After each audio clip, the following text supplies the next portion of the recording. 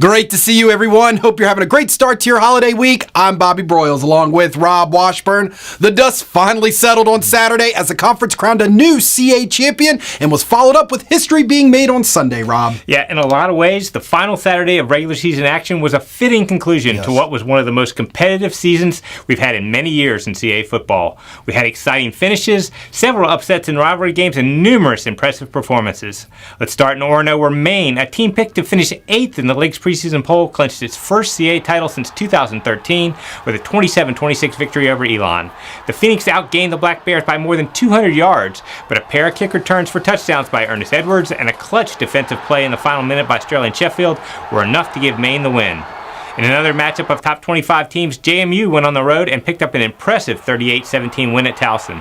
The Dukes rolled up 576 yards of total offense and had 3 players run for over 100 yards, led by Carden Johnson with a season-high 162. Villanova won the Battle of the Blue for the 7th consecutive year, knocking off rival Delaware 42-21. The Wildcats piled up 459 yards of offense and defensively forced the Blue Hens into 4 turnovers. Albany took home the Golden Apple in thrilling fashion with a 25-23 triumph over Stony Brook.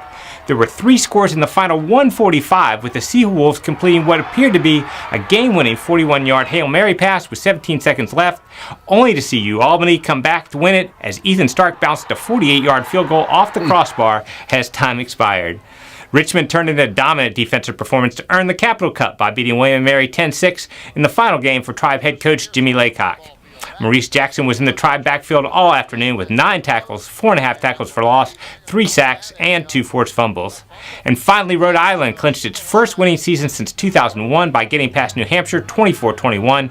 Quarterback Juwan Lawson threw for 1 TD and ran for another, and the Rams got a 96-yard kickoff return for a score from Amir Dorsey. The CA's outstanding season was rewarded on Sunday afternoon when 6 conference teams earned berths in the FCS playoffs, a feat that had never been accomplished before, with Maine earning a number 7 overall seed. Now it's time to go out and prove the worthiness of those selections by winning games and continuing on the road to Frisco. Absolutely.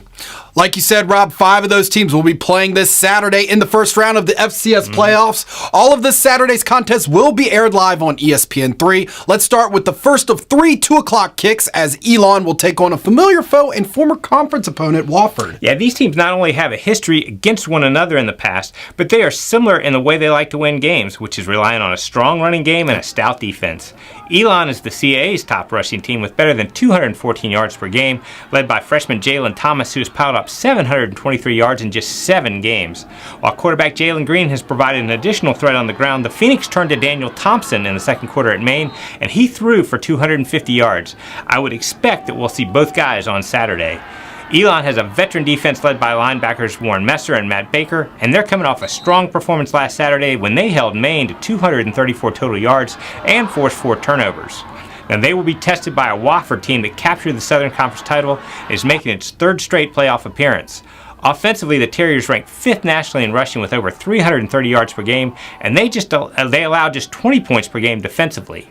Now, Elon fell to SoCon member Furman 28-27 in the first round of last year's playoff, but Phoenix head coach Kurt Cignetti has his team focused on advancing this season. Yes, he does. Stony Brook will also be on the road as they travel out west to take on Southeast Missouri State out of the Ohio Valley Conference. Yeah, Stony Brook also has the benefit of playoff experience after last year's run to the second round, and I believe they can't wait to get back on the field after that heartbreaking loss at Albany. Offensively, the Seawolves will look to pound the ball with Donald Leontine and Jordan Gowans, who have combined for over 2,000 yards on the ground. And it never hurts to have a veteran quarterback like Joe Carbone, who has played in plenty of big games. Now, Stony Brook's defense has been strong all year long behind the veteran leadership of linebackers Shane Lawless and Noah McGinty. However, they will need to be at their best to slow down a Southeast Missouri offense that's averaging 437 yards and 39 points a game. Now, the Red Hawks' defense has given up nearly 500 yards per contest, but they are an incredible plus 23 in turnover margin this season and have forced 31 turnovers. Stony Brook's unbeaten in first-round FCS playoff games in its history, and if they can take care of the ball, they should have a chance to continue that streak. Towson will be at home in United Stadium on Saturday as they host Duquesne out of the NEC. Towson was picked to finish 10th in our league's preseason poll, but Tigers head coach Rob Ambrose said back in July at Media Day that his team was a playoff contender, and they delivered on that promise with their first appearance since 2013. Towson has ridden the strength of the CAA's top offense, which is averaging 475 yards and 37 points per game. Quarterback Tom Flacco has thrown for over 3,000 yards and 27 touchdowns this season, and his ability to make plays with his arm and legs has caused defenses fits all season. He's surrounded by a variety of playmakers with running back Shane Simpson and receivers Shane Leatherberry and Jabari Allen, who have combined for 115 receptions. Now, the Tigers' defense has been up and down this season, and their ability to at least slow opponents down could very well determine how far Towson is able to advance in the playoffs. Duquesne earned a share of the Northeast Conference title and comes into Saturday's game on a 5-game winning streak. The Dukes have a balanced offense that is averaging 379 yards and 31 points per contest and features running back A.J. Hines, who has rushed for 1,324 yards and 14 touchdowns. They've just been average defensively, giving up 375 yards and 27 points per contest. Towson gets to open its playoff run at home, and they should be really ready to go on Saturday. Yep. We wrap up with a 3 o'clock kick as two CAA rivals will meet in Harrisonburg as JMU will play host to Delaware on ESPN3. Yeah, it's always unfortunate when you get two conference teams that have to go head-to-head in the playoffs, but since these squads didn't meet in the regular season, they were put together by the selection committee.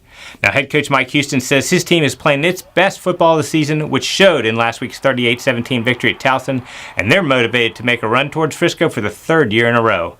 The Dukes piled up a season-high 395 yards on the ground as running backs Carden Johnson and Trey Sharp and quarterback Ben DiNucci all went over the century mark. That's the formula that has served JMU so well in the past.